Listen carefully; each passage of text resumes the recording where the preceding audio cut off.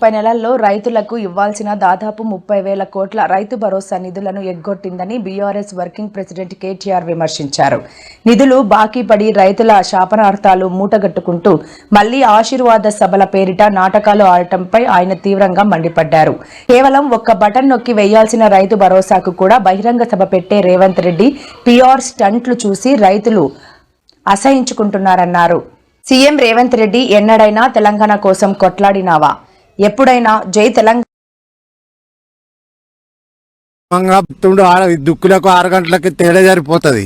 3 గంటలు కరెంటే సరిపోతుందని చెప్తున్నాడు రేవంత్ రెడ్డి. సరిపోతా మీకు 3 గంటలు? 3 గంటలు ఎకరం పొలం బారి తీసుకోమంటారా?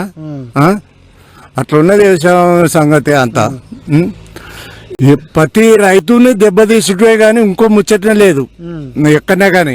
కాపు లోను కట్టాలంటే ఇక మాపు చేస్తానని అవి సుతం మాపు చేయలే. 2 లక్షల మీద 4 లక్షల దాకా మాపు చేస్తానా ఎవి సుతం మాపు చేయలే.